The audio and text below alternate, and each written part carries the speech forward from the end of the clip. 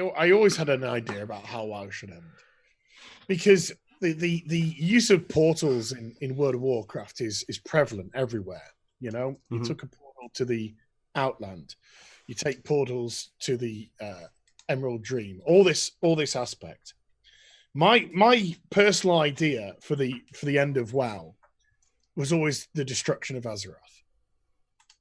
It was always Azeroth is gone critical. It's got, whatever event has, befallen it has gone critical. Whatever fight has happened between the Gold Gods, whatever it may be, Azeroth is going to blow up. It's going to absolutely.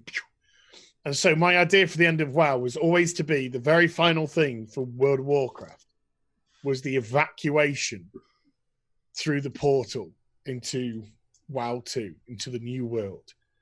And then when you went through to the new world, you'd obviously recreate your character, you'd start from scratch, do whatever it may be.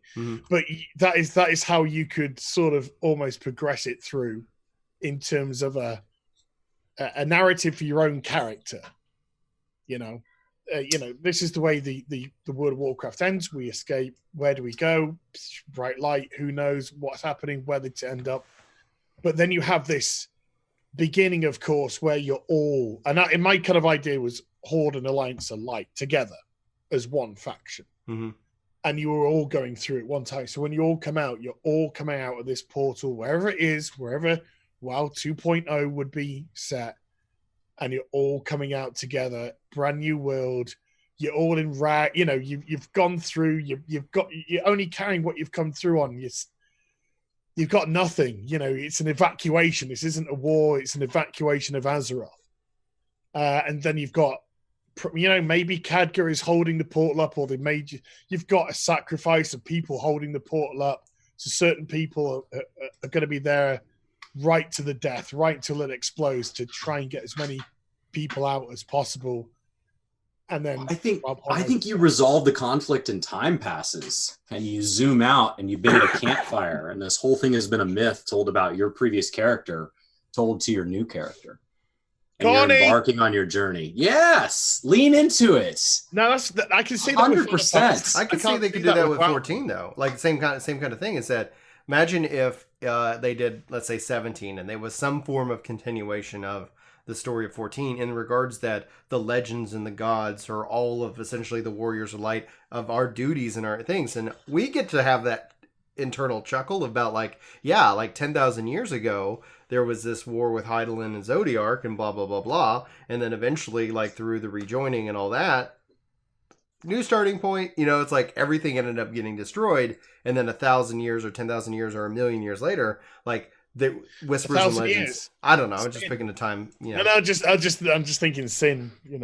Yeah. Well, exactly. They could easily do something fascinating with that. It's gonna be. I think more likely from a business standpoint, they're more likely to do something like spin up a third MMO. They're more likely to let WoW run until it stops paying, and spin up something like Diablo 4, the MMO, or something like that, and putting it under the same subscription. Because putting it under the same subscription is your best bet. As we hit subscription saturation, one of the things they can do is say, hey, our subscription's $20 instead of 15, but you get 3 MMOs for that price. Yeah, why are you playing 3 MMOs at the same time? Well, it just gives you the option. But that way, if one goes through a cycle you don't like, or you just want to change a pace, then you just migrate to another MMO. To me, if you're still working on current WoW, you're not committed to the new dev team, the new product. I mean, if people don't like the current dev team, wouldn't you want a new one anyway?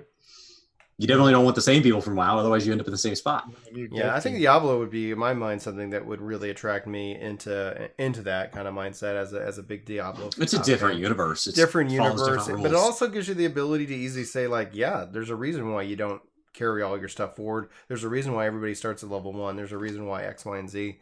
And that's where I think it'll be interesting to see ultimately what overall happens. So Chris and I are going to be out at BlizzCon this year, and we're expecting, obviously, Overwatch 2. I think it'll be interesting to see if they do anything there. It's called Overwatch 2 Loot Box Reset. Loot Box Reset. Well, that's where I think you'll start to see, like, from a loot box perspective, companies just start to design a different system. They don't want to change it because they don't want to go back and change the current games, but future games that it's like, I think as like as a dev, I don't want to make one system for one part of the world and another system for another part of the world. But those things are just so like just those things just print money, and I think you'll have to see them try to come up with newer ways, more fear of missing out models, more. I guess I don't think Overwatch 2 is going to be any virtually different at all from the first Overwatch. I think this is just a way to reset loot box purchases because the loot box purchases on Overwatch have gone down to such and add heroes and add modes like a battle royale because every game that comes out has to have a battle royale. If they don't do battle royale, that's just going to feel like a huge misstep for as many people. It doesn't have to be good. It just has to have it. Just has to happen. Well, and it's like, and people are like, oh, what battle royale's a fad? All games are fads. Like that. That's Blizzard does a battle royale. Then again, you have that mentality of people who are just like, oh, Blizzard are going to do one. This could be interesting. Could be. They came out with Hearthstone, huge success, and that was not a new format. They're like, Blizzard has a card game? This is so dumb. Just turning an awful lot of money. Yeah, it'll be ultimately interesting to see. And that's why it's going to be fun. So I'm looking forward to being coming to kind of like saturation point now. Yeah. Like it always will be, because you also run the risk in the battle against the sunken cost. Why is it difficult for people to leave Fortnite? It's difficult because people have put a lot of money and time into the game, and leaving, especially when you talk about community leaders and people within like that have made their name from a content creation perspective on those things. It's difficult because you're like it's hard to transition when you're known for one game as opposed to being kind of essentially somebody who just overall in general in gaming. It looks like you're reading chat. Something amuse you? Yeah. Shapes Over just said something which made me chuckle because I talked about this recently. Mm-hmm. What did Fallout 76 do? Dropped a battle royale. Dropped a battle royale. It'd be neat. It's going to be neat. I think we've seen with Apex that it doesn't have to be good. You just have to have one.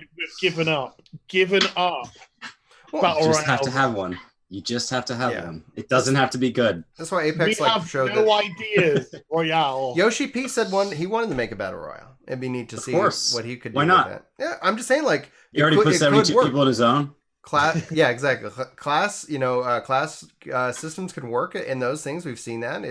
I don't know. I'm always game to trying it out and seeing what works. And anything that yoshi-p would make, I'd definitely give it plenty of opportunity. At FanFest, was that a panel where they said that they turned on World PvP on a server just to see what it would do in a particular zone? They worked with a couple of guilds in that area, and they had them run into each other, and like.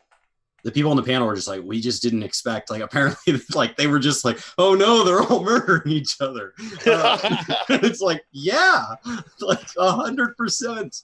What did you expect to happen? Like, oh, we gave them all knives. Why did we give them knives? The free company.